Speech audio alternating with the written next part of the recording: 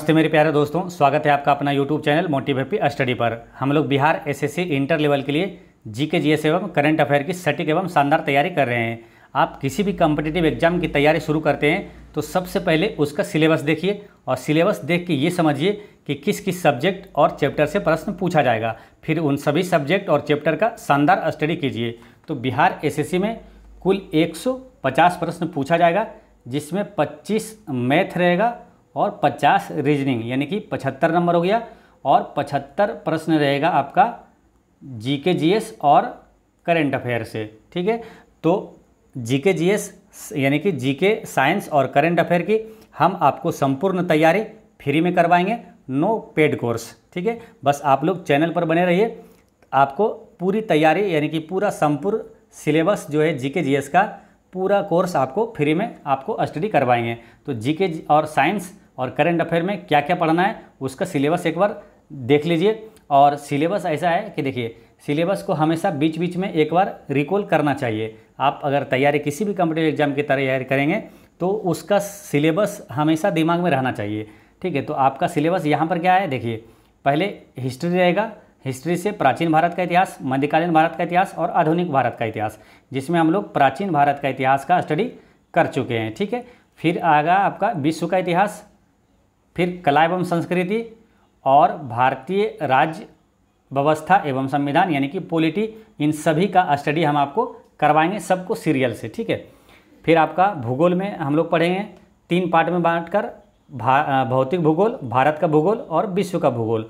फिर आएगा इकोनॉमिक्स और साइंस में हम लोग स्टडी करेंगे, फिर फिजिक्स, केमिस्ट्री और बायोलॉजी, है ना, फिजिक्स, केमिस्ट्री और बायोलॉजी का। फिर आएगा कंप्यूटर तथा सूचना प्रौद्योगिकी यानी कि कंप्यूटर एंड इंफॉर्मेशन टेक्नोलॉजी, आविष्कार और आविष्कारक, और विज्ञान और प्रौद्योगिकी यानी कि साइंस एंड टेक्नोलॉजी, पुरस्कार एवं सम्मान, पुस्तक एवं लेखक। ये सभी सब्जेक्ट जो है ये इससे निश्चित रूप से आपके एग्जाम में प्रश्न पूछा जाएगा। ठीक है, ये आपके सिलेबस का सब्जेक्ट है और हर हाल में यहाँ से प्रश्न पूछा जाता है। ठीक है, अब जैसे यहाँ महत्वपूर्ण दशक, वर्ष और दिवस है, एक प्रश्न यहाँ से निश्चित रूप से दिवस से क्वेश्चन आएगा। नेक्स्ट है आपका कि संयुक्त राष्ट्र संघ और अन्य अंतर्राष्ट्रीय और राष्ट्रीय संगठन यानी कि यूएनओ, WTO, WHO, इस तरह से जो अंतर्राष्ट्रीय संगठन है वो सबका भी स्टडी करेंगे। खेल कूद से प्रश्न आएगा, राष्ट्रीय घटनाएं से प्रश्न आएगा, अंतर्राष्ट्रीय घटनाएं से आएगा, फिर विविध है और बिहार का सामान्य ज्ञान है, और लास्ट में आपको बताएंगे और बीच बीच में भी बताते रहेंगे आपको ट्रेंडिंग टॉपिक। ठीक है, ट्रेंडिंग टॉपिक जहाँ से हर हाल में निश्चित रूप से गारंटी के साथ प्रश्न पूछा जाएगा उस टॉपिक से। ठीक है, तो इस तरह से हम लोग सभी यानी संपूर्ण जीके जीएस और करंट अफेयर का भी वीडियो लाएंगे, यानी कि आपको पूरा 75 में 72 नंबर आपको लाना है, उसकी पूरी तैयारी हम आपको फ्री में करवाएंगे। ठीक है, तो चलिए शुरू करते हैं। और आपको प्राचीन भारत का इतिहास जो है वो समाप्त कर चुके हैं, जो लोग नहीं देखें वो ज़रूर प्ले लिस्ट में जाकर देख लीजिएगा। तो आज हम लोग देखेंगे मध्यकालीन भारत का इतिहास। इसमें पहला प्रश्न क्या है कि अकबर के शासनकाल में विद्वानों के एक समूह ने महाभारत का संस्कृत से फारसी भाषा में अनुवाद किया, और इस फारसी संस्करण को क्या कहते हैं। यानी कि महाभारत का फारसी संस्करण, उसका नाम क्या है, तो वो है रज्मनामा है। ठीक है, तो महाभारत का जो फारसी भाषा में अनुवाद किया है उसका नाम क्या है, तो रज्मनामा है। ठीक, एक प्रश्न ऐसे भी उल्टा के पूछ दिया जाता है कि रज्मनामा जो है ये किसका फारसी अनुवाद है, तो ये महाभारत का फारसी अनुवाद है। ठीक है, अब यहाँ पर पॉइंट ध्यान देने वाला है कि देखिए, महाभारत का फारसी भाषा में अनुवाद करवाया था किसने, अकबर ने करवाया था। ठीक है, अब प्रश्न ये आएगा कि महाभारत का फारसी भाषा में अनुवाद किसने किया था, तो वो किया था फैजी और बदायूनी ने किया था। ठीक है, अकबर के कहने पर फैजी और बदायूनी ने, है ना, फैजी और बदायूनी ने दोनों मिलकर महाभारत का फारसी भाषा में अनुवाद किया था, है ना, बदायूनी, फैजी और बदायूनी ने किया था। ठीक है, तो ये याद रखना है। ठीक है, और यहाँ से कुछ इंपॉर्टेंट प्रश्न याद रखना है, जैसे कि भागवत गीता का फारसी भाषा में अनुवाद किसने किया था, तो भागवत गीता का फारसी भाषा में अनुवाद दारा शिकोह ने किया था। और उपनिषदों का फारसी भाषा में अनुवाद किसने किया था, तो वो भी दारा शिकोह ने किया था। ठीक है, दारा शिकोह कौन था, तो शाहजहाँ का बड़ा पुत्र था और अकबर का परपोता था। ठीक है। देखिए कुछ सीरियल से आपको याद रखना है, ये मुग़ल वंश का शासक, जैसे मुग़ल वंश का संस्थापक कौन था, तो बाबर था, ठीक है। बाबर का पुत्र था हुमायूं, और हुमायूं का पुत्र था अकबर, और अकबर का पुत्र था जहांगीर, और जहांगीर का पुत्र था शाहजहां, और शाहजहां का पुत्र था औरंगजेब, और दारा शिकोह भी था, ठीक है। तो ये सीरियल से शासक है, इसको याद रखना है, बस याद रख लेना है। देखिए इससे 6 शासक आपको याद रहेगा क्रम से, है ना।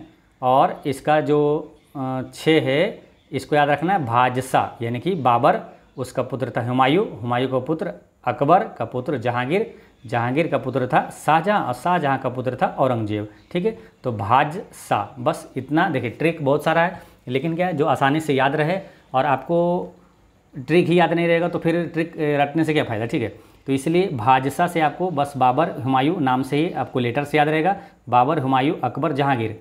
बाबर का पुत्र था हुमायूं, का पुत्र अकबर और जहांगीर, फिर शाहजहां का पुत्र था औरंगजेब, ठीक है। तो ये ध्यान रखना है। अब इसमें पढ़ेंगे क्या, जैसे अकबर के बारे में पूरा डिटेल से जानते हैं, ठीक है। अकबर से बहुत सारा प्रश्न पूछा जाता है, काफ़ी इंपॉर्टेंट चैप्टर हो जाता है, ठीक है। तो अकबर किस वंश का शासक था, तो ये मुग़ल वंश का शासक था। मुग़ल वंश का संस्थापक कौन था, तो बाबर था। अकबर का जन्म कब हुआ था, तो अकबर का जन्म हुआ था 15 अक्टूबर 1542 को हुआ था। 15 अक्टूबर 1542 में अकबर का जन्म हुआ था। अब यहाँ से जितने भी प्रश्न आपको बताएंगे काफ़ी इंपॉर्टेंट रहेगा, जो एक्स्ट्रा फैक्ट्स बताएंगे वो निश्चित रूप से एग्जाम में प्रश्न पूछा जाएगा, इसलिए जो प्रश्न ये है दिया हुआ इससे ज़्यादा कई गुना ज़्यादा महत्वपूर्ण होगा जो हम एक्स्ट्रा फैक्ट्स बताएंगे, ठीक है। तो एक्स्ट्रा फैक्ट्स आप लोग नोट करते जाइएगा, ये काफ़ी महत्वपूर्ण रहेगा, सभी एग्जाम के खोपड़ी में छेद करने के लिए ये कतई जहर प्रश्न रहेगा, ठीक है। तो यहाँ पर शुरू कर रहे हैं, तो ध्यान से आपको देखना है, जितने भी एक्स्ट्रा फैक्ट्स बताएंगे सभी आपको याद रखना है। अकबर का जन्म 15 अक्टूबर 1542 में हुआ था। अकबर कितने वर्ष की उम्र में सम्राट बना था, तो अकबर 13 वर्ष की उम्र में सम्राट बना था। मनसबदारी प्रथा किसने शुरू किया था, तो अकबर ने ही किया था। मनसबदारी प्रथा को शुरू किया था किसने, तो अकबर ने किया था। दीन इलाही संबत किसने शुरू किया था, तो अकबर ने किया था। फतेहपुर सीकरी का निर्माण किसने किया था, तो अकबर ने किया था। इबादत खाना की शुरुआत किसने किया, अकबर ने किया था। बुलंद दरवाज़ा किसने बनवाया, तो अकबर ने बनवाया था। और किसने 1579 में मजहरनामा जारी किया था, तो अकबर ने किया था, ठीक है। ये सभी प्रश्नों को आपको याद रखना है। एक बार फिर समझिए, देखिए मनसबदारी प्रणाली, दीन इलाही, फतेहपुर सीकरी, इबादत खाना, बुलंद दरवाज़ा और मजहरनामा जारी किया था, सब किसने, अकबर ने किया था, ठीक है। तो ये सभी प्रश्न याद रखना है। अच्छा, कौन सा मुग़ल सम्राट जो है अशिक्षित था, यानी कि कौन सा मुग़ल सम्राट अनपढ़ था, तो ये अकबर अनपढ़ था। अकबर का राजस्व मंत्री कौन था, 2 व्यक्ति का यहाँ नाम पूछा जाएगा, अकबर का राजस्व मंत्री और अकबर का संरक्षक, ठीक है। तो दोनों में कन्फ्यूजन ना हो, तो साथ में यहाँ याद रखना है, अकबर का राजस्व मंत्री था टोडरमल, अकबर का राजस्व मंत्री टोडरमल, और अकबर का संरक्षक था बैरम खान। अकबर का संरक्षक था कौन, बैरम खान, ठीक है। अकबर का मकबरा कहाँ है मालूम, अकबर का मकबरा है सिकंदरा में। सिकंदरा कौन सा, तो बिहार वाला सिकंदरा नहीं, ये सिकंदरा है आगरा के पास एक सिकंदरा है। तो अकबर का मकबरा कहाँ था, सिकंदरा में था। मुग़ल काल की भाषा क्या था मालूम, मुग़ल काल की आधिकारिक भाषा अगर पूछे तो वो था फारसी, ठीक है। याद रख लेना है, दोस्तों लोग को मजाक में बोलते हैं कि मुँह फाड़ देंगे, यानी मुग़ल काल की फारसी, मुग़ल काल की आधिकारिक भाषा थी फारसी। देखिए 2-3 ऐसा है जिसका भाषा है ना एग्जाम में कई बार रिपीट हुआ है, जैसे मुग़ल काल की भाषा पूछ देगा तो फारसी है, फिर पूछेगा आपको गुप्त वंश की आधिकारिक भाषा क्या थी, तो संस्कृत था, उसको याद रख लेना, गुप्त संस्कृत, गुप्त संस्कृत, गुप्त संस्कृत। और मुग़ल काल का क्या, मुँह फाड़ देंगे, यानी मुग़ल काल की आधिकारिक भाषा फारसी हो गया, ठीक है। तो ये ध्यान रखना है। और दिल्ली सल्तनत का भी आधिकारिक भाषा फारसी ही था, ठीक है, तो ये भी ध्यान रखना है। और अकबरनामा का लेखक कौन था, यहाँ पर लिखा है ना ये अकबरनामा, इसका लेखक कौन था, तो अकबरनामा का लेखक था अबुल फजल, ठीक। अकबरनामा का लेखक था अबुल फजल। और ये जो रज़्मनामा है, ये रज़्मनामा के लेखक कौन था, तो वही था कौन, फैजी और बदायूनी, है ना। रज़्मनामा जो कि महाभारत का फारसी अनुवाद है, तो किया था किसने, फैजी और बदायूनी ने किया था, यानी कि रज़्मनामा के लेखक कौन है ये पूछ दे तो फैजी और बदायूनी, ठीक है। और हुमायूं नामा का लेखक कौन था, तो हुमायूं नामा का लेखक था गुलबदन बेगम था, ठीक। और याद रखना है, जैसे महाभारत का अगर पूछ दे कि महाभारत का लेखक कौन था, तो यहाँ पर आप अलग अलग पढ़ने को मिलता है, आपको कभी पढ़ते हैं आप वेद का रचयिता कौन है, या तो भगवत गीता को किसने लिखा, तो जब जब आपको मिलता है तो उस समय पढ़ते हैं। फिर क्या होता है, कभी कभी कन्फ्यूजन भी हो जाता है और याद करने में कठिनाई भी होती है। तो आपको 4 प्रश्न एक साथ यहाँ पर बताते हैं, याद रखना है। महाभारत के रचयिता पूछे तो वेद व्यास, वेद के रचयिता पूछे तो वेद व्यास, और भगवत गीता के रचयिता पूछे तो वेद व्यास, और पुराणों के रचयिता कौन है तो वो वेद व्यास है। यानी कि चारों को याद रखना है, महाभारत, वेद और भगवत गीता और पुराण, ये सभी के रचयिता कौन है तो महर्षि वेद व्यास है। ठीक, अब चलते हैं नेक्स्ट क्वेश्चन में। दूसरा क्वेश्चन क्या है कि हज़रत निजामुद्दीन औलिया की दरगाह कहाँ पर स्थित है।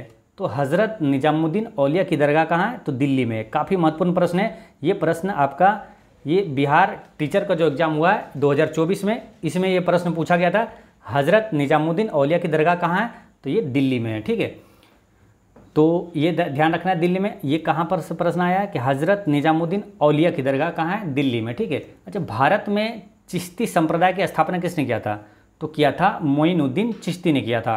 भारत में चिश्ती संप्रदाय की स्थापना मोइनुद्दीन चिश्ती ने किया था।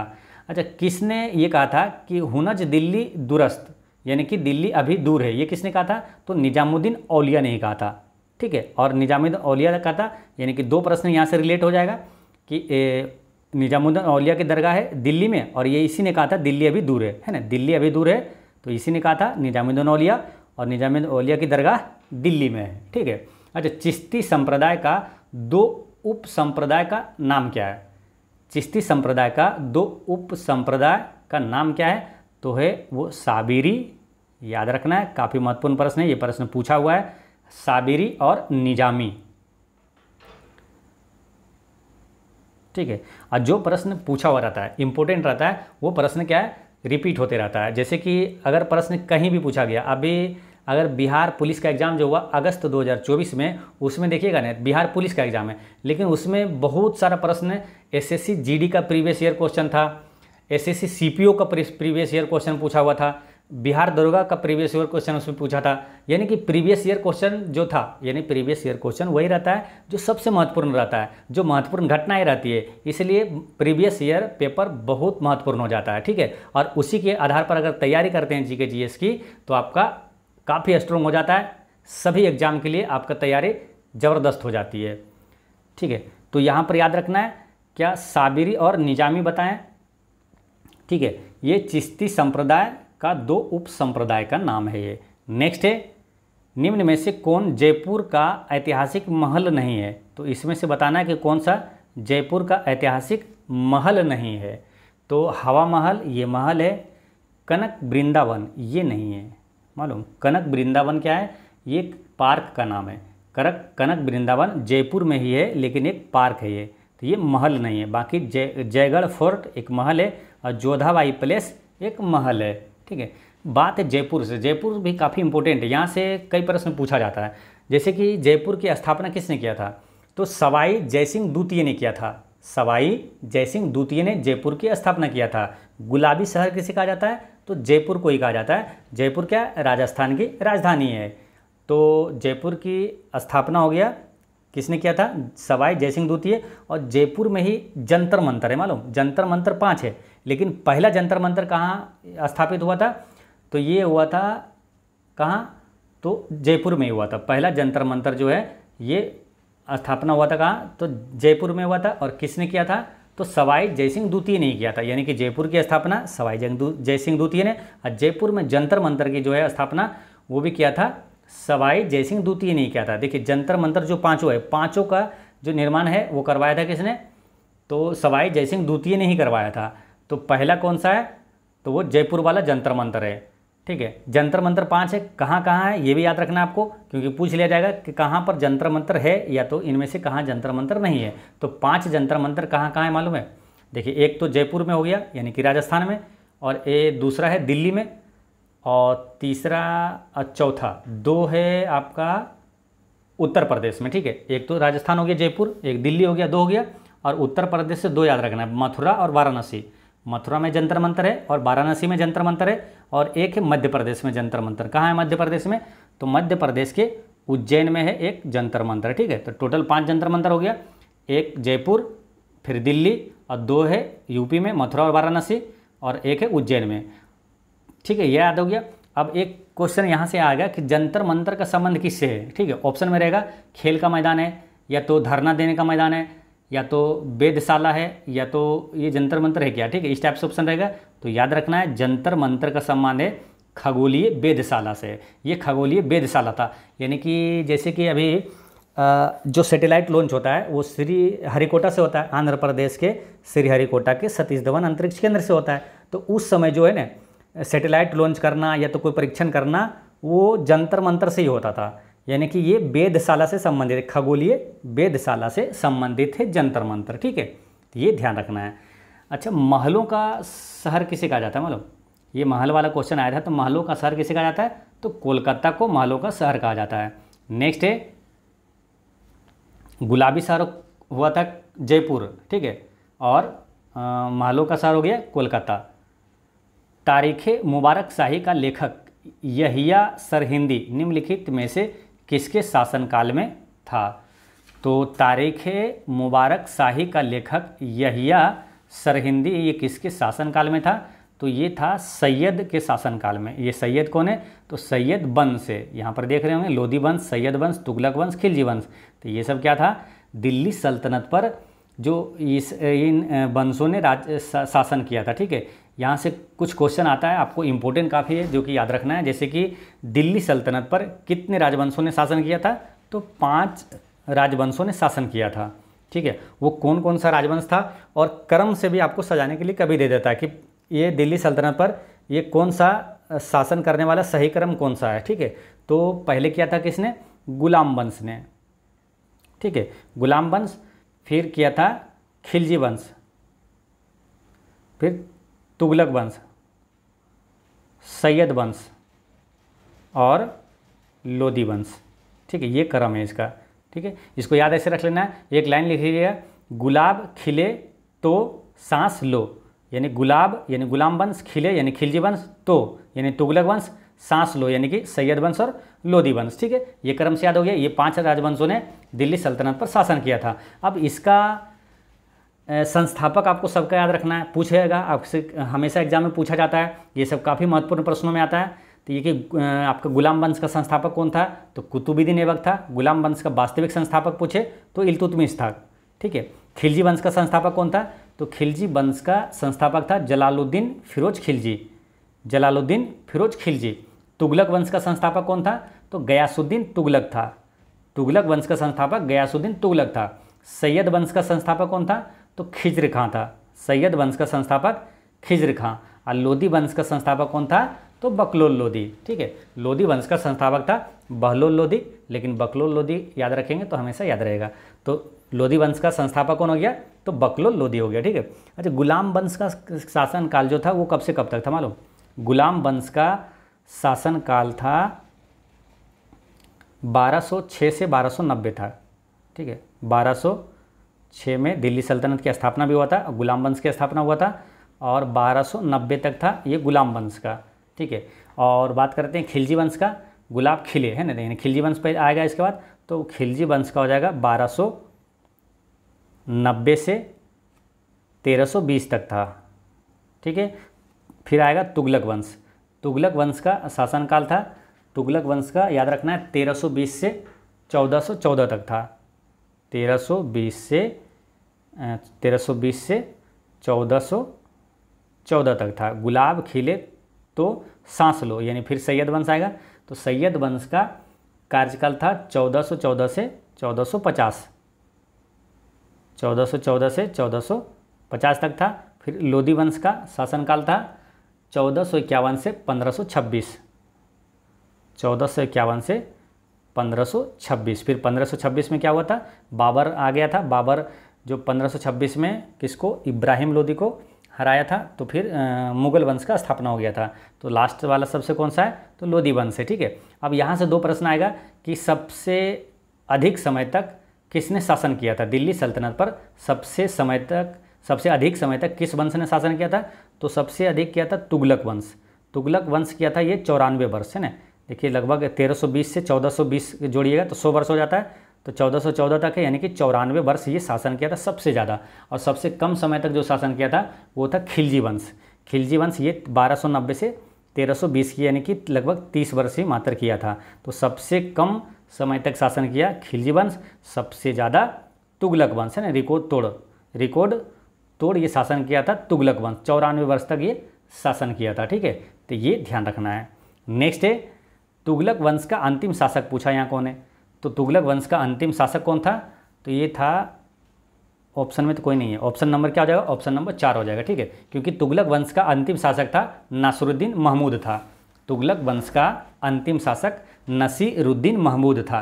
तुगलक वंश का संस्थापक कौन था, तो गयासुद्दीन तुगलक था, और गयासुद्दीन तुगलक और मोहम्मद बिन तुगलक यहाँ पर है। ठीक है, यहाँ से क्वेश्चन आएगा कि इब्न बतूता जो है ये भारत आने पर दिल्ली सल्तनत का शासक उस समय कौन था, तो यानी कि इब्न बतूता किसके दरबार में आया था, तो ये मोहम्मद बिन तुगलक के समय, मोहम्मद बिन तुगलक के दरबार में इब्न बतूता आया था। ठीक है, अब इब्न बतूता से एक प्रश्न ये भी आता है कि इब्न बतूता कहाँ का यात्री था, तो इब्न बतूता जो है ये मोरक्को का यात्री था। ठीक है, तो ये ध्यान रखना है। देखिए कहाँ का यात्री था ना, तो 3-4 प्रश्न ऐसे जो कि आपको बार बार यही पूछा जाता है कि ये कहाँ का यात्री था। जैसे इब्न बतूता कहाँ का था, मोरक्को का था। निकोलो कोंटी कहाँ का यात्री था, ये पूछा जाएगा, तो निकोलो कोंटी इटली का था। इसको ऐसे रिलेट करके याद रख लेना है, Nicolo Conti Italy, Conti Italy, तो थोड़ा सा रिलेट कर लेते हैं ना, तो 2-4 बार, तो जैसे ही आप क्वेश्चन आएगा ना दिमाग में तुरंत आंसर भी आ जाएगा, क्योंकि ऑब्जेक्टिव प्रश्न आपसे पूछा जाएगा, तो जैसे ही क्वेश्चन आएगा तो ऑप्शन में दिख जाएगा कहाँ का, इसका आंसर यही होगा। आप भूल भी जाएंगे लेकिन दिमाग क्लिक करेगा यही होगा, बस टिक कर देना उसको। ठीक है,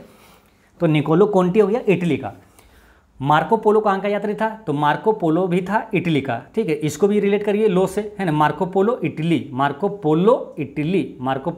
इटली, यानी कि निकोलो कांटी इटली, इसमें टो रिलेट कर देना है, निकोलो कांटी इटली, और मार्को पोलो में मार्को पोलो इटली, और फाहियान कहाँ का था, चीन का था, और ह्वेनसोंग चीन का था। ठीक है, तो ये ध्यान रखना है, इब्न बतूता मोरक्को का यात्री, निकोलो कांटो और मार्को पोलो ये इटली का, फाहियान और ह्वेनसोंग ये चीन का यात्री था। नेक्स्ट है निम्नलिखित में से किस नगर में 4 मीनार स्थित है, तो 4 मीनार कहाँ है मालूम, तो 4 मीनार है ये हैदराबाद में। ठीक है, अब इसी तरह कन्फ्यूजन वाला आएगा झूलता मीनार कहाँ है, तो झूलता मीनार है अहमदाबाद में। ठीक है, और कुतुब मीनार कहाँ है, तो वो है दिल्ली में। ठीक है, तो यहाँ फिर एक बार समझ लीजिए, 4 मीनार हैदराबाद में, झूलता मीनार अहमदाबाद में, अब कुतुब मीनार तो मालूम है आपको दिल्ली में है। ठीक है, ये ध्यान रखना है। 4 मीनार का निर्माण किसने करवाया था, तो 4 मीनार का निर्माण करवाया था कुली कुतुब शाह ने करवाया था। 4 मीनार का निर्माण कुली कुतुब शाह ने करवाया था, और झूलता मीनार का निर्माण सीदी वसीर ने किया था। झूलता मीनार का निर्माण करवाया था सीदी वसीर, जो कि झूलता मीनार कहाँ है, तो अहमदाबाद में है। और कुतुब मीनार का निर्माण किसने शुरू किया था कुतुबुद्दीन ऐबक, और बाद में इसको पूरा किया था किसने, इल्तुतमिश ने किया था। ठीक है, तो ये ध्यान रखना है तीनों का। 4 मीनार का निर्माण कुली कुतुब शाह, झूलता मीनार का निर्माण सीदी वसीर, और कुतुब मीनार का निर्माण कुतुबुद्दीन ऐबक ने किया था। ठीक है, तो ये ध्यान रखना है।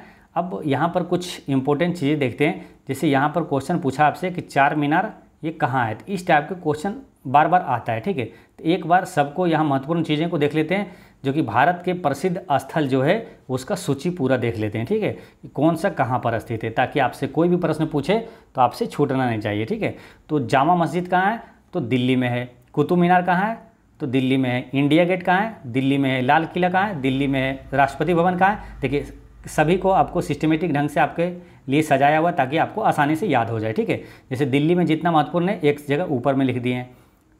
जैसे कि राजघाट कहाँ है, तो दिल्ली में। हुमायूं का मकबरा कहाँ है, दिल्ली में। शांतिवन कहाँ है, तो दिल्ली में है। और कमल मंदिर कहाँ है, तो ये दिल्ली में है। लोधी गार्डन कहाँ है, दिल्ली में है। और दिल्ली में जंतर मंतर भी है। जंतर मंतर तो 5 है, आपको बताए थे, तो जंतर मंतर भी एक दिल्ली में है। ठीक है, यानी कि ये सभी जो है दिल्ली में। एक बार फिर समझिए, देखिए कितना है दिल्ली में। एक बार अगर गिनती करेंगे, देखिए 1 2 3 4 5 6 7 8 9 10 11, यानी 11 महत्वपूर्ण स्थल है जो कि दिल्ली में है। कौन कौन सा है एक बार फिर समझ लीजिए। 11 को देखिए, जामा मस्जिद सभी दिल्ली में रहेगा, ध्यान रखना। जामा मस्जिद, कुतुब मीनार, इंडिया गेट, लाल किला, राष्ट्रपति भवन, राजघाट, हुमायूं का मकबरा, शांतिवन, कमल मंदिर, लोधी गार्डन और जंतर मंतर, ये सब कहाँ है, दिल्ली में है। ठीक है, अब आगे देखते हैं अजंता की गुफाएं कहाँ है। काफ़ी महत्वपूर्ण क्वेश्चन है, हमेशा आएगा और रिपीट होगा, आपको एग्जाम में भी आएगा, तो इसको छोड़ना नहीं है। अजंता की गुफाएं कहाँ है, महाराष्ट्र में। एलोरा की गुफाएं भी महाराष्ट्र में, एलिफेंटा की गुफाएं भी महाराष्ट्र में, यानी कि तीनों गुफाएं अजंता, एलोरा और एलिफेंटा, ये तीनों गुफाएं कहाँ हैं? तो ये महाराष्ट्र में, ठीक है। तो ये ध्यान रखना है। गेटवे ऑफ इंडिया कहाँ है? तो मुंबई में है, ठीक है। एक था इंडिया गेट, इसमें तो आपको याद ही होगा, लेकिन अगर सपोज कन्फ्यूजन हो, जो नए बच्चे हैं तो उनके लिए अगर कन्फ्यूजन हो तो ऐसे रिलेट कर लेना है। इंडिया गेट तो दिल्ली में, इसको बस याद करना है तो वो अपने आप याद रहेगा इंडिया गेट, ठीक है। कैसे? गेटवे बम्बई, ऐसे रिलेट करना है। गेटवे जैसे आएगा gateway Bombay, gateway Bombay, gateway Bombay, यानी गेटवे ऑफ इंडिया बम्बई हो गया और इंडिया गेट अपने आप दिल्ली हो जाएगा। हैंगिंग गार्डन कहाँ है? तो हैंगिंग गार्डन है मुंबई में, हैंगिंग गार्डन मुंबई में। मालाबार हिल्स कहाँ है? तो महाराष्ट्र में है। और टावर ऑफ साइलेंस ये कहाँ है? तो महाराष्ट्र में। ताजमहल कहाँ? ये तो आपको मालूम है, ताजमहल आगरा में है, ताजमहल आगरा में। अकबर का मकबरा ये भी आगरा के पास सिकंदरा में है। अमरनाथ गुफा ये कश्मीर में है, यानी कि आगरा में कितना आया है? 2 ही आया है ना। ताजमहल और अकबर का मकबरा ये दोनों महत्वपूर्ण है, ठीक है। तो याद रखना है। फिर आप बात करते हैं कश्मीर का, तो कश्मीर में क्या? अमरनाथ गुफा कश्मीर में, डल झील कश्मीर में, ये श्रीनगर में हो गया। शालीमार बाग जम्मू कश्मीर में, वैष्णो देवी जम्मू कश्मीर में, और शाही चश्मा कहाँ है? तो जम्मू कश्मीर में है। नेक्स्ट है कोलकाता से बात करते हैं, तो विक्टोरिया मेमोरियल कोलकाता में है। बिड़ला प्लेनेटरियम कोलकाता में। फोर्ट विलियम कहाँ है? कोलकाता में, जिसमें विक्टोरिया मेमोरियल, फोर्ट विलियम, ये कई बार पूछा हुआ है। फिर कोलकाता में आता है क्या? नखोदा मस्जिद कोलकाता में। सेंट पॉल कैथेड्रल कोलकाता में। टीपू सुल्तान मस्जिद कोलकाता में। हावड़ा ब्रिज कोलकाता में। बोटनिकल गार्डन ये भी काफ़ी महत्वपूर्ण है, बोटनिकल गार्डन तो कोलकाता में। भारतीय संग्रहालय ये भी महत्वपूर्ण है, यानी कि सभी महत्वपूर्ण है, आपको याद रखना है, ठीक है। तो भारतीय संग्रहालय वो कोलकाता में। अब बात आते हैं उड़ीसा के, तो जगन्नाथ मंदिर जो है, पुरी का जगन्नाथ मंदिर उड़ीसा में है। चिल्का झील जो कि भारत का सबसे बड़ा खारे पानी की झील है, चिल्का झील कहाँ है? उड़ीसा में। ब्लैक पेगोडा या तो कोणार्क का सूर्य मंदिर जिसे बोलते हैं वो कहाँ है? तो कोणार्क उड़ीसा में है। और लिंगराज मंदिर भी उड़ीसा में। अंबर पैलेस ये कहाँ? जयपुर, ये जयपुर में आप शुरू करते हैं, तो जयपुर में अंबर पैलेस। और नहर किला जयपुर। City palace Jaipur. हवा महल जयपुर। जयगढ़ किला ये भी जयपुर है। बिड़ला मंदिर जयपुर। और जल महल ये भी जयपुर है। और अल्बर्ट हॉल संग्रहालय जयपुर में। द्वीप पैलेस जयपुर में है। उदयपुर ये आ गया उदयपुर, ठीक है। द्वीप पैलेस जो है ये उदयपुर में है। और जूनागढ़ किला बीकानेर में। पुष्कर झील ये अजमेर में है, पुष्कर मेला भी लगता है अजमेर में। और अजमेर शरीफ दरगाह कहाँ है? तो ये भी अजमेर हो गया। जैसलमेर किला राजस्थान में।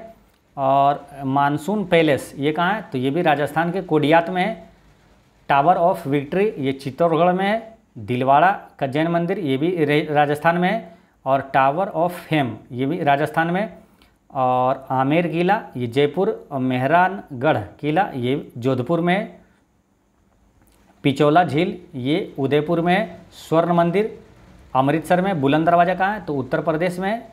और पंचमहल यूपी में। बनारस घाट यूपी में। अब ग्वालियर किला कहाँ है? मध्य प्रदेश में। ग्वालियर किला मध्य प्रदेश। संगमरमर चट्टान मध्य प्रदेश। लाल बाग गार्डन कर्नाटक में। वृंदावन गार्डन ये कहाँ है? कर्नाटक में है। गोल गुंबज कहाँ है? तो ये भी कर्नाटक में मिलेगा, गोल गुंबज। और कुर्ग जो है ये कर्नाटक है। मैसूर महल कर्नाटक। गोमतेश्वर की प्रतिमा ये कर्नाटक है। और वृंदावन गार्डन ये कर्नाटक में है। मीनाक्षी मंदिर ये तमिलनाडु में अब शुरू करते हैं। मीनाक्षी मंदिर तमिलनाडु। मरीन बीच तमिलनाडु। बृहदेश्वर मंदिर तमिलनाडु। चार मीनार ये हैदराबाद हो गया। चार मीनार हैदराबाद। झूलता मीनार कहाँ? अहमदाबाद में, ठीक है। गोलकुंडा बता दिए। और ये बिड़ला मंदिर भी हैदराबाद में हो गया। और वेंकटेश्वर मंदिर तिरुमाला जो है ये आंध्र प्रदेश में। वेंकटेश्वर मंदिर तिरुमाला आंध्र प्रदेश। जैन मंदिर है गुजरात में। कच्छ का महान रण जो है कच्छ का रण ये कहाँ है? तो ये कच्छ का रण गुजरात में है। पद्मनाभ स्वामी मंदिर ये केरल में है। और बेम्बनाथ झील केरल में है। तो ये भी याद रखना है कि पद्मनाभ स्वामी मंदिर कहाँ है? तो केरल में। और बेम्बनाथ झील तो केरल में है, ठीक है। तो ये सभी प्रश्नों को सरसरी निगाहों से 1-2 बार देख लेंगे तो आपको याद रहेगा, ठीक है। जब आएगा ऑप्शन वाला क्वेश्चन रहता है तो आएगा, आसानी से आप टिक कर देंगे, ठीक है। एक बार चाहें तो एक बार फिर से हम आपको रिवीजन करवा देते हैं, ठीक है। देखिए दिल्ली में कौन कौन सा हो गया? तो जामा मस्जिद हो गया दिल्ली। कुतुब मीनार दिल्ली। India gate Delhi. लाल किला दिल्ली। राष्ट्रपति भवन दिल्ली। राजघाट दिल्ली। हुमायूं का मकबरा दिल्ली। शांति वन दिल्ली। और कमल मंदिर दिल्ली। लोधी गार्डन दिल्ली। जंतर मंतर दिल्ली। अजंता की गुफाएं एलोरा और एलिफेंटा ये सब का महाराष्ट्र में। Gateway Bombay. Hanging garden Mumbai, Malabar hills Maharashtra, tower of silence Maharashtra, Taj Mahal Agra, Akbar का मकबरा आगरा, अमरनाथ गुफा कश्मीर हो गया, और दल झील श्रीनगर, शालीमार बाग जम्मू कश्मीर, वैष्णो देवी जम्मू कश्मीर, शाही चश्मा जम्मू कश्मीर, विक्टोरियल मेमोरियल कोलकाता, और बिरला प्लेनेटेरियम ये कोलकाता, फोर्ट विलियम कोलकाता, नखोदा मस्जिद ये कहाँ है, कोलकाता में है, saint Paul cathedral Kolkata, Tipu Sultan Masjid Kolkata, Howrah bridge Kolkata, botanical garden ये भी कोलकाता, भारतीय संग्रहालय ये कोलकाता, और पुरी का जगन्नाथ मंदिर काफ़ी महत्वपूर्ण याद रखना है, पुरी का जगन्नाथ मंदिर उड़ीसा, चिल्का झील उड़ीसा, ब्लैक पोगोडा या सूर्य मंदिर उड़ीसा, लिंगराज मंदिर उड़ीसा, और अंबर पैलेस जयपुर, नहरगढ़ किला जयपुर, और सिटी पैलेस जयपुर, और हवा महल जयपुर, जयगढ़ किला तो जयपुर, बिड़ला मंदिर जयपुर, जल महल जयपुर, और अल्बर्ट हॉल संग्रहालय ये जयपुर में, द्वीप पैलेस ये उदयपुर में, जूनागढ़ किला बीकानेर, पुष्कर झील अजमेर, और अजमेर शरीफ दरगाह अजमेर, जैसलमेर किला राजस्थान, मानसून पैलेस कोडियात राजस्थान में है, और टावर ऑफ विक्ट्री कहाँ है तो चित्तौड़गढ़ राजस्थान में है, दिलवाड़ा मंदिर ये राजस्थान में, टावर ऑफ फेम राजस्थान में, आमेर किला जयपुर में है, और मेहरानगढ़ किला जोधपुर में है, पिछौला झील ये कहाँ उदयपुर में है, स्वर्ण मंदिर अमृतसर, बुलंद दरवाज़ा उत्तर प्रदेश, पंचमहल यूपी, बनारस घाट ये कहाँ है तो ये उत्तर प्रदेश हो गया, ग्वालियर किला मध्य प्रदेश, संगमरमर चट्टान मध्य प्रदेश, लाल बाग गार्डन ये कहाँ है कर्नाटक में है, वृंदावन गार्डन कहाँ है तो कर्नाटक में है, गोल गुम्बज कर्नाटक में, कुर्ग कर्नाटक, मैसूर महल कर्नाटक, गोमतेश्वर की प्रतिमा तो ये भी कहाँ है कर्नाटक में, वृंदावन गार्डन कर्नाटक, मीनाक्षी मंदिर तमिलनाडु, मरीना बीच तमिलनाडु, बृहदेश्वर मंदिर तमिलनाडु, चार मीनार हैदराबाद, गोलकुंडा हैदराबाद, बिड़ला मंदिर तो ये भी हैदराबाद, वेंकटेश्वर मंदिर जो कि तिरुमाला में है ये आंध्र प्रदेश, जैन मंदिर गुजरात, कच्छ के महान रण गुजरात, पद्मनाभ स्वामी मंदिर ये कहाँ है तो केरल में है, और वेम्बनाथ झील केरल में है। ठीक है, तो चलिए शुरू करते हैं नेक्स्ट क्वेश्चन।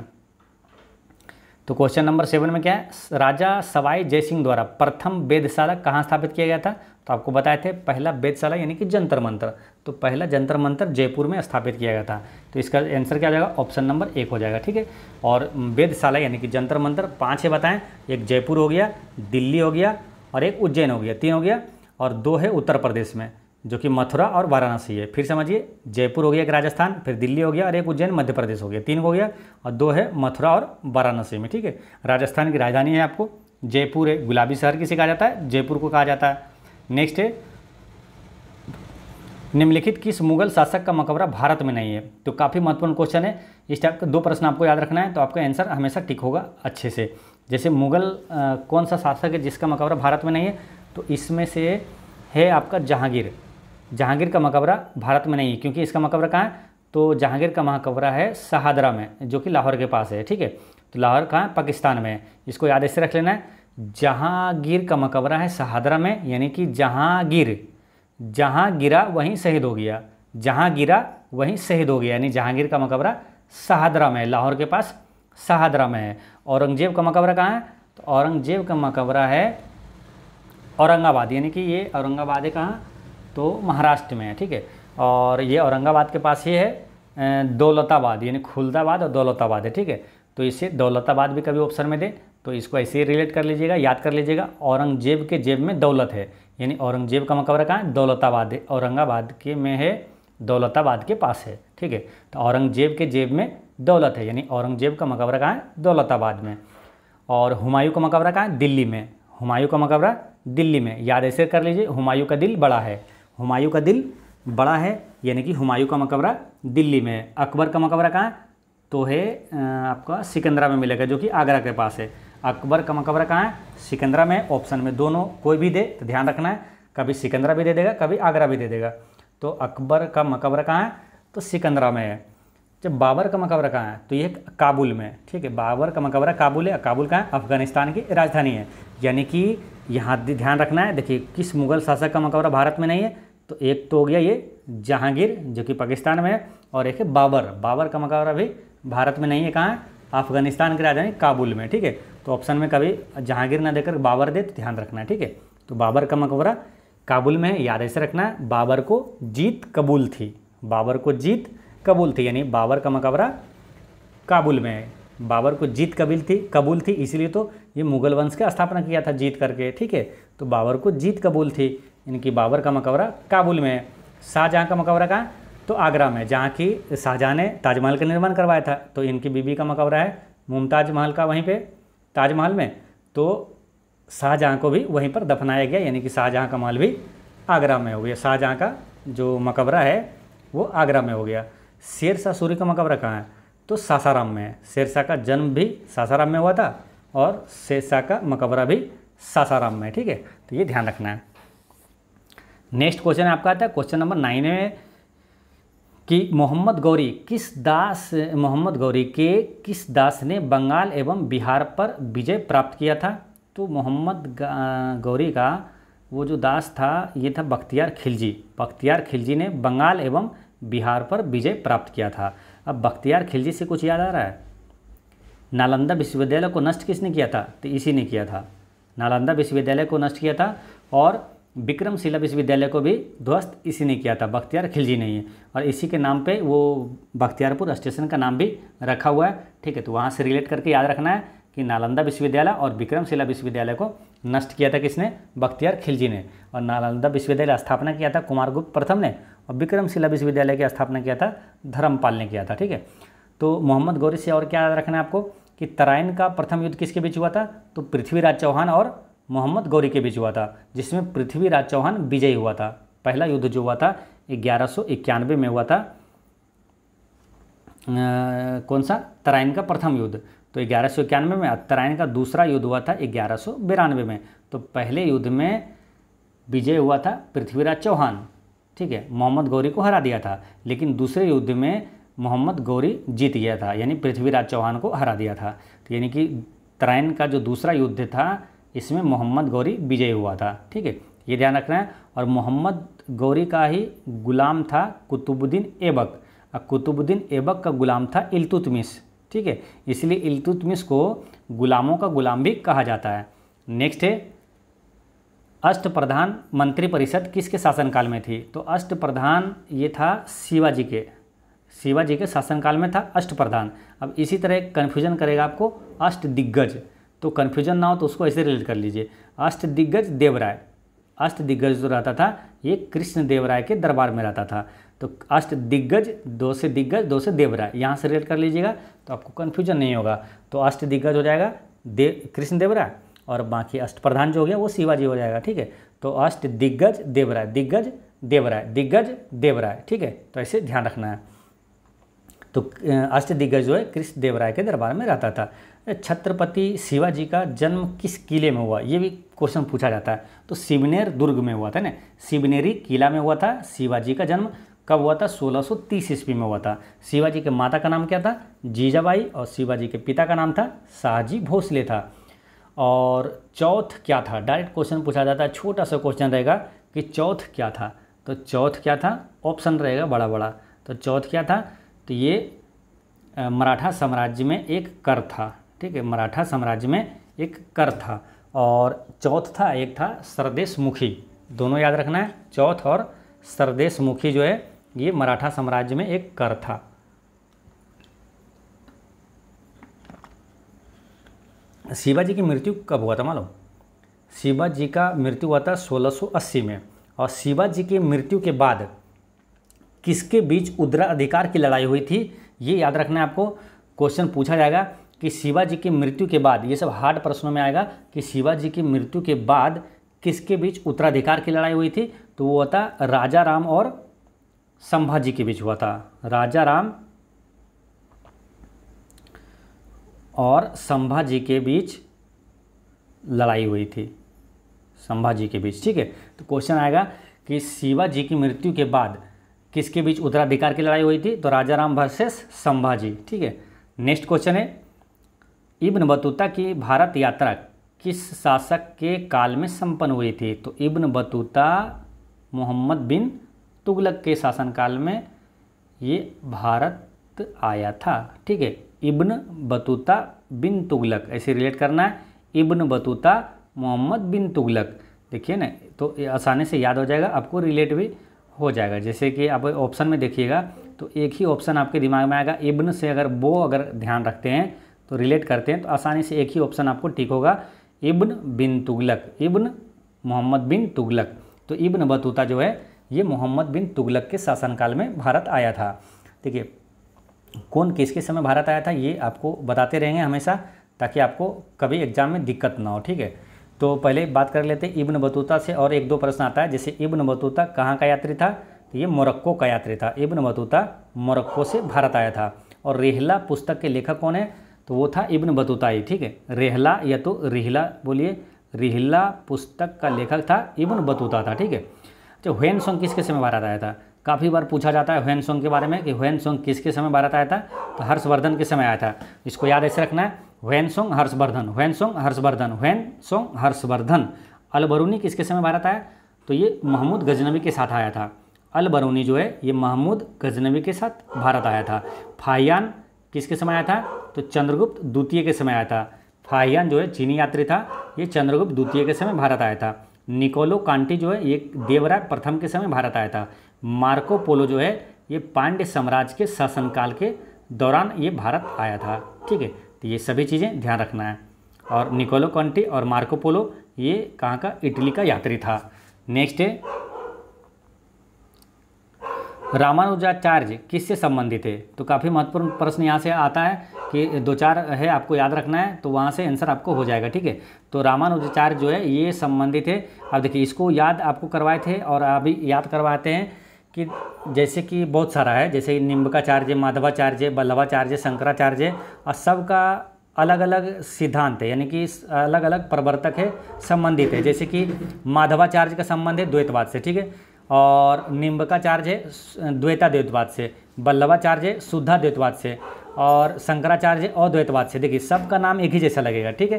तो कन्फ्यूजन ही कन्फ्यूजन है, आपको याद करने के बाद भी एग्जाम में कन्फ्यूजन हो जाएगा। तो आपको थोड़ा सा रिलेट करके याद करवाएंगे तो आपको कन्फ्यूजन नहीं होगा, आसानी से वहाँ से एग्जाम में टिक करिएगा। ठीक है। जैसे यहाँ पूछा रामानुजाचार्य किससे संबंधित है, तो इसको ऐसे रिलेट करिए कि राम भगवान का गुरु कौन था? वशिष्ठ, गुरु वशिष्ठ। ठीक है। तो ये हो गया, राम जैसे आएगा दिमाग में तुरंत आ जाएगा विशिष्टाद्वैतवाद। ठीक है। कहीं कन्फ्यूजन नहीं होगा। राम मानुजाचार्य यानी राम भगवान के गुरु थे, गुरु वशिष्ठ थे, यानी रामानुजाचार्य गुरु वशिष्ठ थे, यानी वशिष्टाद्वैतवाद हो गया। ठीक है। अब आएगा माधवाचार्य। तो माधवाचार्य का संबंध है द्वैतवाद से, माधवाचार्य द्वैतवाद से, सिंपल द्वैतवाद। ठीक है, माधवाचार्य। लेकिन एक क्वेश्चन आएगा आपको निम्बकाचार्य। तो निम्बकाचार्य का संबंध किससे? तो द्वैता द्वैतवाद से। देखिए, एक तो द्वैतवाद हो गया, लेकिन जो है निम्बकाचार्य द्वैता द्वैतवाद, यानी कि द्वैत दो बार आ रहा है ना, द्वैता द्वैतवाद। ठीक है। एक तो द्वैतवाद है, लेकिन निम्बकाचार्य जो है वो द्वैता द्वैतवाद से है। तो इसको रिलेट ऐसे करिए, निम्बका यानी नींबू से। तो नींबू को देखिए, द्वैता द्वैतवाद ज़्यादा आ गया, दो बार आ गया, तो बोलते हैं कि नींबू को ज़्यादा निचोड़ते हैं ना तो वो खट्टा हो जाता है, तो वो ज़्यादा इसमें निचोड़ दिया, द्वैता द्वैतवाद कर दिया। ठीक है। तो वहीं से रिलेट कर लेना है, द्वैता द्वैतवाद यानी कि डबल बार बार रिपीट हो रहा है तो नींबू उसमें डाल देना, यानी कि निम्बकाचार्य को आंसर कर देना। ठीक है। तो निम्बकाचार्य हो जाएगा द्वैता द्वैतवाद से। और बल्लभाचार्य का संबंध किससे? तो है शुद्धा द्वैतवाद से। इसको याद कैसे रखना है? तो देखिए, कोई भी चीज़ को बल से शुद्ध कर देते हैं, ऐसे रिलेट कर लेना है। कोई भी चीज़ है उसको बल से शुद्ध कर दिए, यानी कि बल्लभाचार्य हो जाएगा शुद्धा द्वैतवाद, बल्लभाचार्य होगा शुद्धा द्वैतवाद हो गया। ठीक है। और शंकराचार्य का संबंध है अद्वैतवाद से। ठीक है। तो इसको देखिए, जिस तरह से हम बता रहे हैं वैसे अगर आप एक बार वीडियो और देख लीजिएगा तो निश्चित रूप से आपको एग्जाम में जब आएगा ना तो निश्चित रूप से आप आसानी से उसको टिक कर दीजिएगा, दिमाग में आपका आसानी से आ जाएगा। ठीक है। जब भी ऑब्जेक्टिव क्वेश्चन लगाइएगा तुरंत दिमाग में आ जाएगा आपको। जैसे कि बल्लभाचार्य आपको बता दिए क्या? शुद्ध, बल से शुद्ध कर देंगे, यानी शुद्धा द्वैतवाद हो गया। ठीक है। शंकराचार्य का संबंध आपको ऐसे रिलेट कर लीजिए इसका है अद्वैतवाद से, यानी कि शंकर भगवान क्या है, अद्वितीय है। जैसे कि शंकर भगवान का देखते हैं ना कि आजकल जो माहौल भी क्या है, महाकाल है ना, तो महाकाल या तो उनका ज़्यादा भक्त है, उनका ज़्यादा अथी है, तो शंकराचार्य क्या है, अद्वितीय है, यानी सभी भगवानों से अलग है ये। शंकराचार्य अद्वितीय है, यानी कि वो द्वैतवाद हो गया। ठीक है, तो उम्मीद करते हैं आपको याद हो गया होगा। एक बार फिर समझिए, देखिए राम भगवान वाला आएगा, रामानुजाचार्य तो गुरु वशिष्ठ, विशिष्टाद्वैतवाद टिक कर देना है। माधवाचार्य आया तो सिंपल, माधवाचार्य में कोई ट्रिक नहीं है तो इसको द्वैतवाद कर देना है। निम्बकाचार्य आएगा तो निम्ब का क्या, नींबू ज़्यादा निचोड़ने से खट्टा हो जाता है, यानी 2 बार आएगा, द्वैतवाद आएगा। बल्लभाचार्य में क्या होगा, बल से शुद्ध कर देंगे, यानी शुद्ध द्वैतवाद से संबंधित है। शंकराचार्य है तो शंकराचार्य यानी अद्वितीय है, यानी कि अद्वैतवाद से संबंधित है। ठीक है, तो ऐसे याद रख लेना आपको। अब एक यहाँ पर क्वेश्चन याद रखना है कि समता का प्रतिमा जो है ये किससे संबंधित है। तो समता का जो प्रतिमा यानी कि स्टैच्यू ऑफ इक्वलिटी अभी हाल में ही बना था, वो किससे संबंधित है, रामानुजाचार्य की मूर्ति है, वो रामानुजाचार्य की मूर्ति है। और कहाँ पर बनाया गया इसको, तो हैदराबाद में इसको स्थापित किया गया। 216 फीट की ये ऊंचा है। ठीक है, तो ये भी ध्यान रखना है। ठीक है, एक क्वेश्चन याद रखना है कि किसने पुष्टि मार्ग का सिद्धांत प्रस्तुत किया था। तो पुष्टि मार्ग का सिद्धांत किया था बल्लभाचार्य ने किया था। बल्लभाचार्य यानी शुद्धाद्वैतवाद, और ये क्या है, पुष्टि मार्ग को सिद्धांत दिया था किसने, तो बल्लभाचार्य ने दिया था। नेक्स्ट है, सल्तनत काल में अधिकांश अमीर एवं सुल्तान किस वर्ग थे।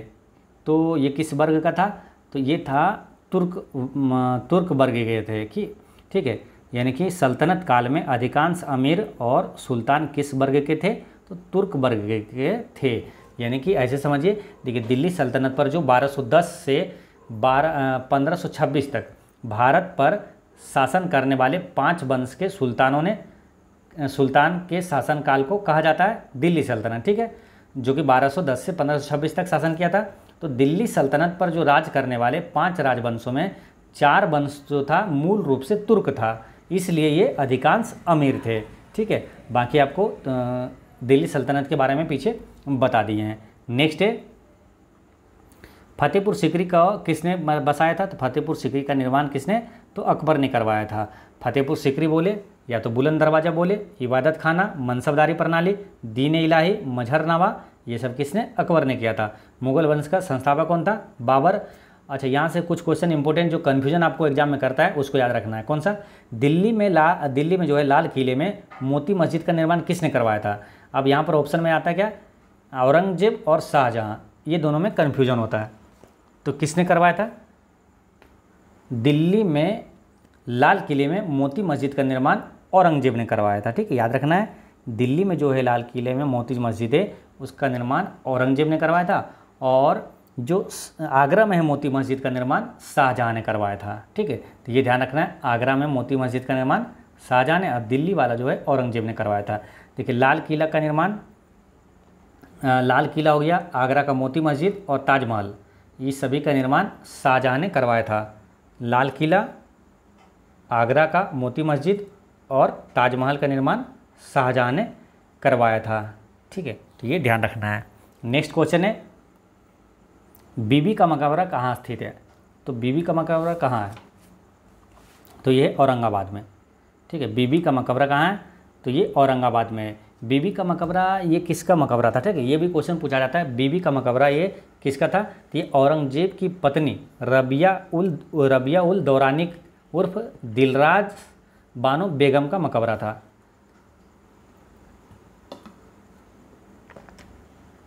यानी कि याद रखना है क्या, औरंगजेब की पत्नी जो है रबिया उल दौरानी, और उसका नाम क्या था, दिलरास बानो बेगम भी था, उसी का मकबरा है, बीबी का मकबरा है। ठीक है, औरंगजेब का मकबरा कहाँ है, तो ये औरंगाबाद महाराष्ट्र में है। बाबर का मकबरा काबुल में है, हुमायूं का मकबरा दिल्ली में, अकबर का मकबरा सिकंदरा में है, और जहांगीर का मकबरा है कहाँ, लाहौर में। नेक्स्ट है,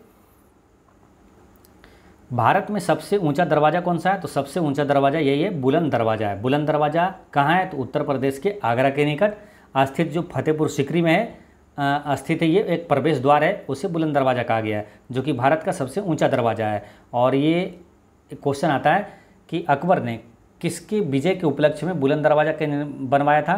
तो अकबर ने गुजरात विजय के उपलक्ष्य में बुलंद दरवाज़ा का निर्माण करवाया था। नेक्स्ट है कि निम्न में से किसने टाका अथवा रुपया से अभिहित चांदी का मुद्रा का प्रवर्तन किया था?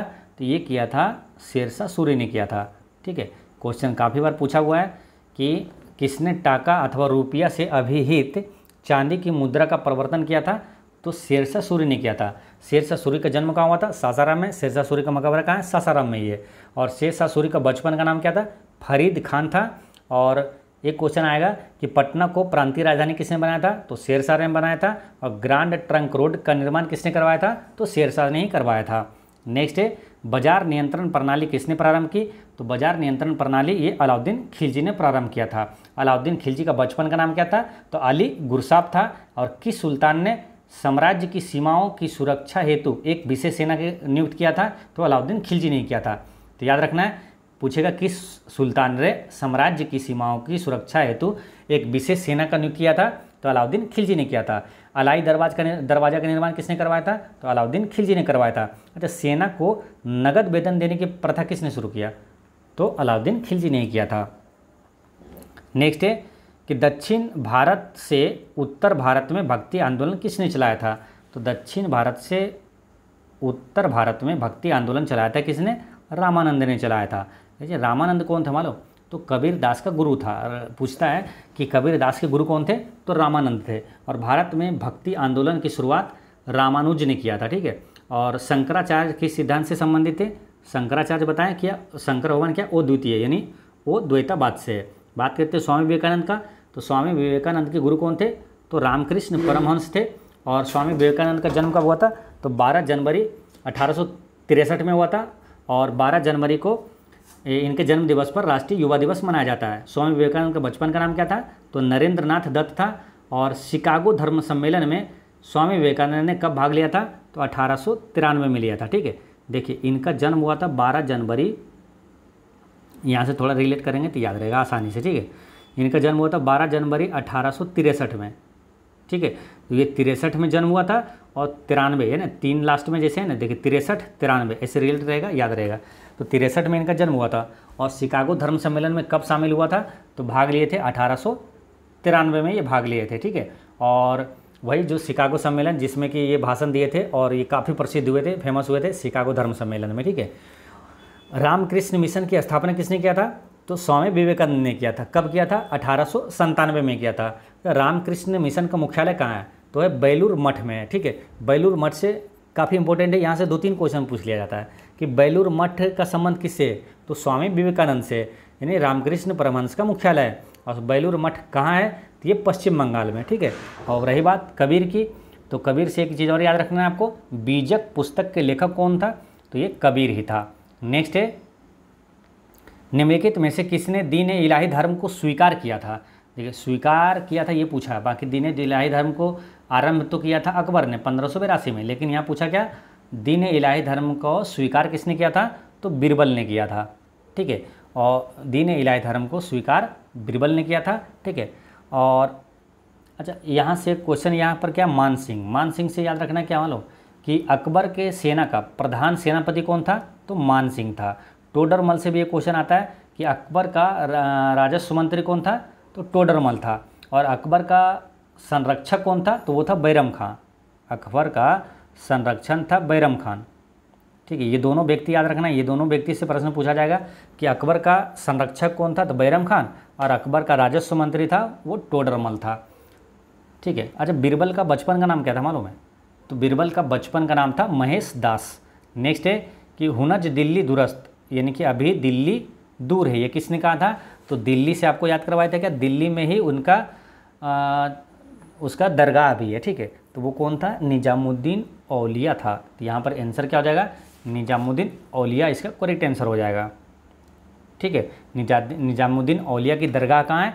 तो दिल्ली में है। तो इसी ने कहा था कि हुनज दिल्ली दुरस्त, यानी दिल्ली अभी दूर है, निजामुद्दीन औलिया ने ही कहा था। भारत में चिश्ती संप्रदाय की स्थापना किसने किया था? तो मोइनुद्दीन चिश्ती ने किया था। और अमीर खुसरो जो है ये निजामुद्दीन औलिया का शिष्य था। क्वेश्चन ये भी पूछा जाता है कि अमीर खुसरो जो है ये किसका शिष्य था? तो निजामुद्दीन औलिया का शिष्य था। और तोताए हिंद किसे कहा जाता है? तो अमीर खुसरो को ही तोताए हिंद कहा जाता है। चिश्ती संप्रदाय के दो उप संप्रदाय का नाम क्या था? तो आपको बताए थे चिश्ती संप्रदाय के दो उप संप्रदाय था, साबिरी और निजामी। साबिरी और निजामी, ये क्या चिश्ती संप्रदाय के दो उप संप्रदाय है। नेक्स्ट है कि किसके शासन काल में सबसे अधिक मंगोल आक्रमण हुआ था?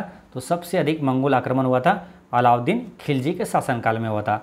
अलाउद्दीन खिलजी का बचपन का नाम क्या था? अली गुरसाब था। और बाजार नियंत्रण प्रणाली को शुरू किया था अलाउद्दीन खिलजी ने। अलाई दरवाज़ा का निर्माण अलाउद्दीन खिलजी ने। सेना को नगद वेतन देने की प्रथा अलाउद्दीन खिलजी ने।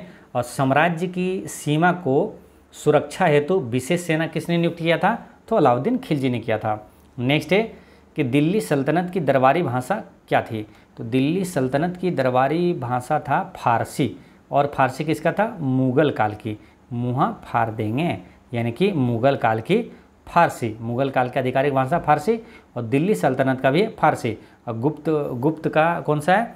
तो संस्कृत है। गुप्त काल की आधिकारिक भाषा है संस्कृत। गुप्त संस्कृत, ठीक है। दिल्ली सल्तनत का संस्थापक कौन था? तो कुतुबुद्दीन ऐबक था। और इसका गुलाम वंश का भी संस्थापक पूछे तो कुतुबुद्दीन ऐबक था। गुलाम वंश का वास्तविक संस्थापक पूछे तो इल्तुतमिश था, ठीक है। तो ये ध्यान रखना है।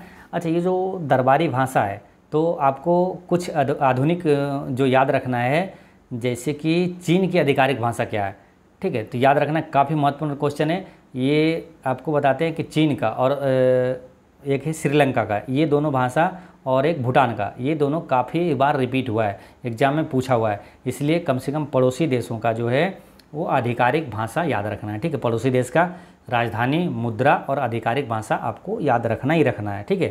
तो शुरुआत करते हैं किससे? बांग्लादेश से करते हैं, ठीक है ना। बचपन में MBA किया तो बांग्लादेश से शुरुआत करते हैं। तो बांग्लादेश की आधिकारिक भाषा क्या है? तो है बंगाली, ठीक है। फिर आता है चीन। चीन की आधिकारिक भाषा क्या है?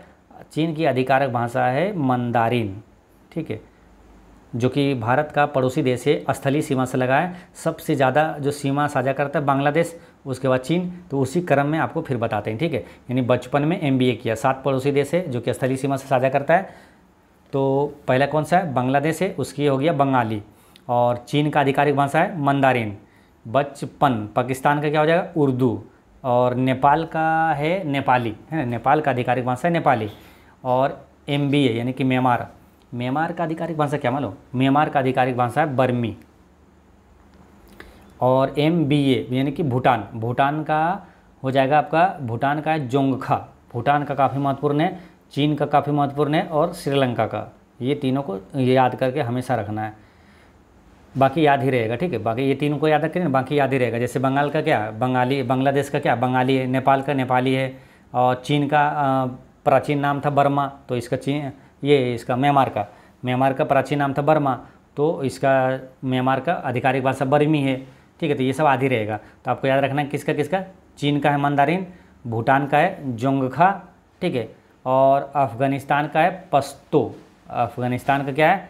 अफ़गानिस्तान का आधिकारिक भाषा है पश्तो है या तो दरी है, ठीक है। दरी जो है ये फारसी भाषा का एक ये भाग है, ठीक है। फारसी भाषा का एक रूप है दरी।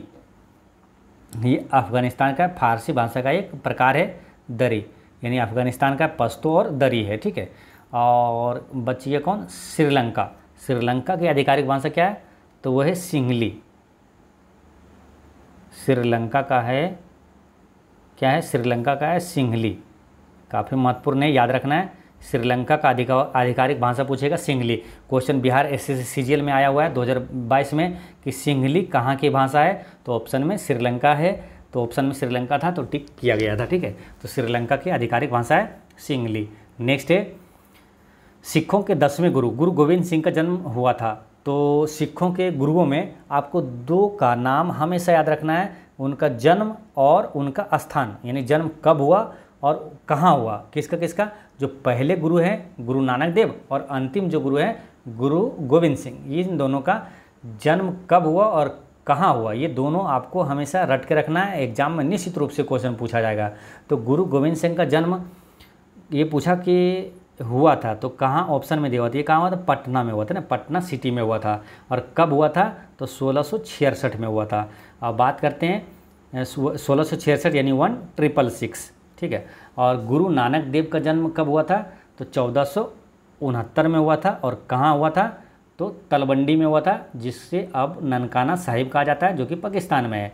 तो गुरु नानक देव का जन्म तलवंडी में 1469 में हुआ था। और गुरु गोविंद सिंह का जन्म 1666 यानी 1666 में पटना साहिब में हुआ था, ठीक है। तो ये चीज़ें काफ़ी महत्वपूर्ण है, याद रखना है।